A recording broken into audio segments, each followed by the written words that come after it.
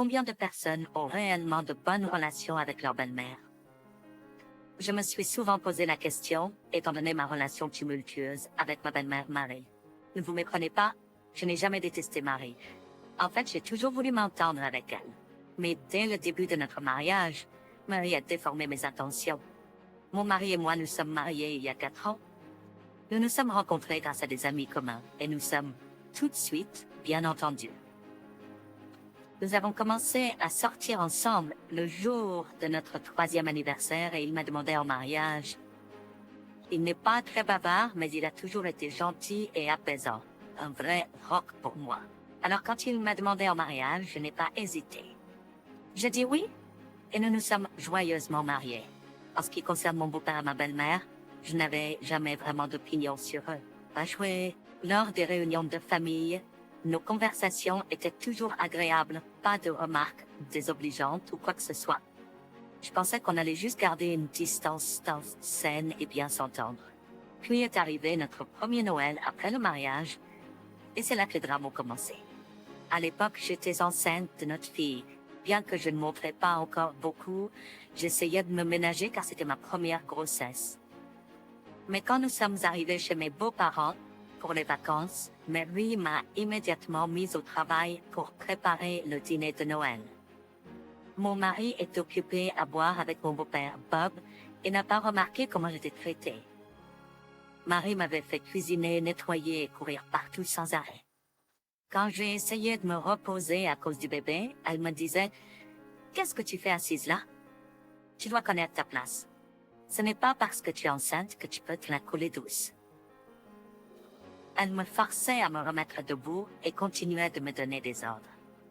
J'ai suivi toutes ses instructions, mais les prochaines tâches arrivaient instantanément. Adieu les vacances reposantes. Je ne m'attendais pas à ce que notre première visite chez les beaux-parents soit aussi épuisante. Quand nous sommes remontés dans la voiture, j'étais complètement épuisée. Mon mari aurait dû remarquer ce qui se passait entre Marie et moi, et ça m'a frustrée qu'il n'ait pas l'air de s'en soucier. Mais il s'amusait à parler et à boire avec Bob, alors peut-être qu'il ne faisait pas attention à moi. Je n'ai pas pu me résoudre à le confronter à ce sujet. Après ça, notre fille est née et pendant l'été, nous sommes allés chez mes parents. Mes parents habitent à environ 1 heure de notre appartement, tout comme mes beaux-parents. Donc nous les visitons tous les quelques mois. Cependant, Noël chez les beaux-parents est devenu une tradition annuelle, mais la pression pour les visiter plus souvent a augmenté après la naissance de notre fille.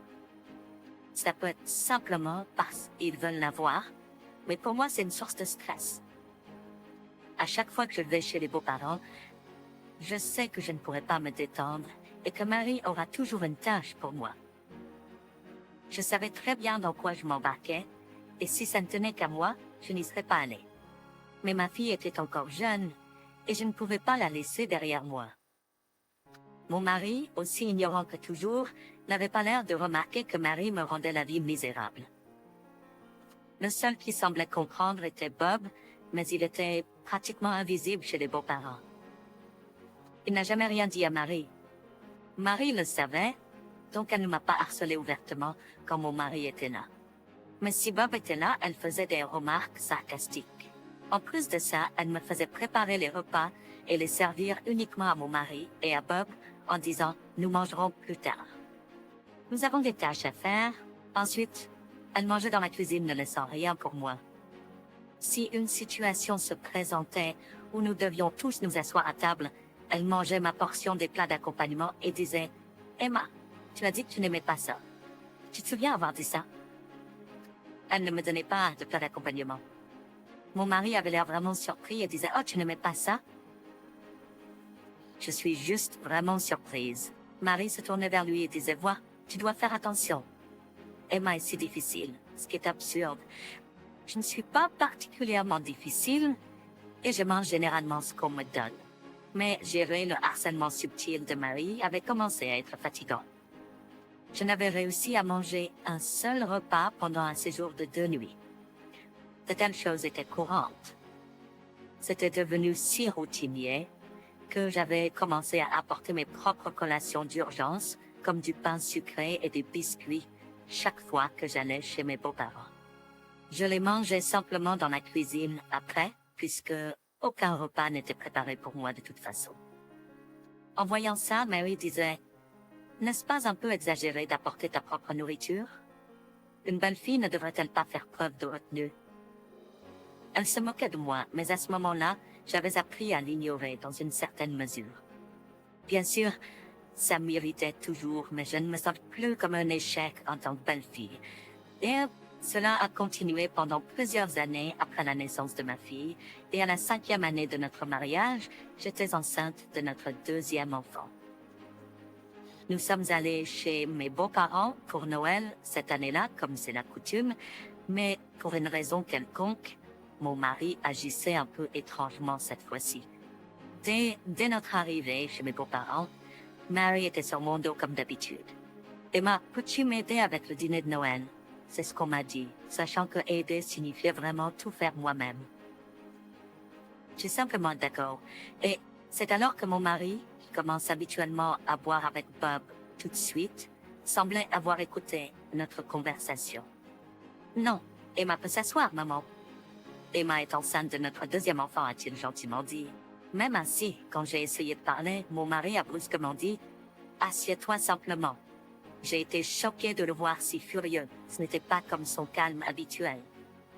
Cependant, juste au moment où j'allais m'asseoir, Mary a ajouté « Regarde, les choses vont plus vite quand les femmes s'occupent de ces tâches. Emma m'aide tous les mois, alors assieds-toi, d'accord? Allez, Emma, je suis capable de faire tout le reste. » J'ai fini par être dirigée par Mary comme d'habitude. Mais aujourd'hui était différent. Mon mari avait l'air bizarre. Alors que nous nous dirigions vers la cuisine, mon mari nous a suivis. En avant, il a demandé où Emma va-t-elle s'asseoir? Tu vas aussi aider, n'est-ce pas? Marie a rapidement apporté une chaise et l'a placée devant moi en disant « Tiens, assieds-toi, Emma. Tu es enceinte après tout. » Elle était tellement gentille. Pendant ce temps, mon mari se tenait de ce silence. Bien qu'il n'ait pas interféré, il nous regardait. Mais Mary s'est agitée et a essayé de faire sortir mon mari de la pièce en suggérant « Pourquoi n'irais-tu pas prendre un verre avec papa ?» Mon mari, cependant, n'a pas bougé. Notre fille qui pleurait a attiré l'attention de Mary. « Écoute, Betty pleure. Va la calmer. » Enfin, mon mari a quitté la cuisine. Immédiatement, Mary a soupiré et a dit « Oh, je suis fatiguée, Emma. Termine le reste toi-même. Lève-toi. » L'inceste n'est pas une maladie. Elle m'a arraché la chaise et s'est assise. Mais le soulagement de Mary a été de courte durée. Mon mari est revenu en portant notre fille. Marie, prise au dépourvu, a essayé de se lever et a fini par tomber avec la chaise. Mon mari l'a regardée avec colère et a demandé « Pourquoi es-tu assise, maman, pendant qu'Emma est debout ?» Il a dit d'une voix froide, frénétiquement. Marie a répondu « Oh, mon dos vient juste de commencer à me faire mal un peu. » J'ai juste changé de place pendant une seconde. Elle m'a rapidement rendu la chaise. Grâce à la supervision de mon mari, Mary a réellement aidé à préparer le dîner de Noël et nous avons terminé en la moitié du temps habituel. Pourtant, mon mari a remarqué. Cela a été beaucoup plus rapide que d'habitude, même si vous devriez toutes les deux travailler sur ça chaque année. Il a fait un commentaire si mystérieux. Marie, sans répondre, a simplement dit « Je vais commencer à préparer le dîner. » Pourquoi n'irais-tu pas au salon avec Betty? Elle a essayé de sourire en disant cela, mais son fils n'a pas bougé d'un pouce. Au lieu de cela, il a dit « Maman, pourquoi ne veux-tu pas que je sois ici?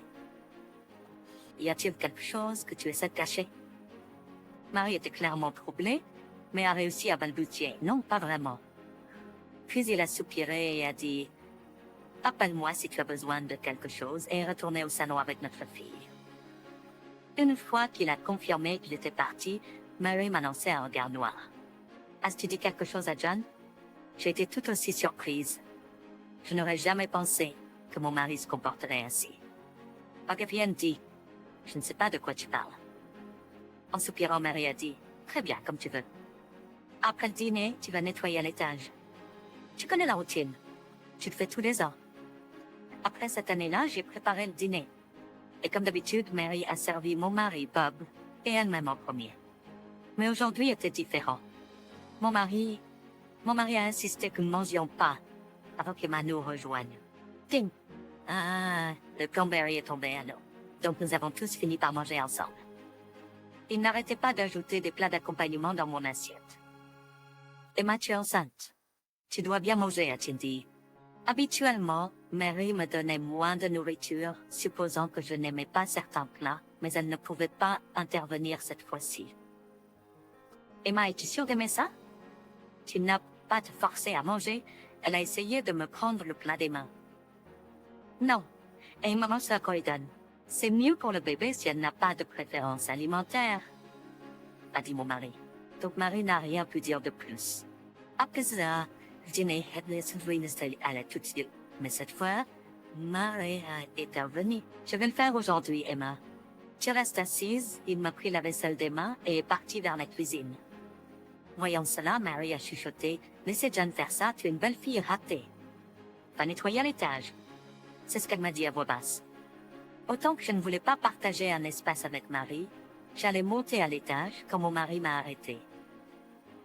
Emma, où vas-tu? Je ne savais pas comment répondre.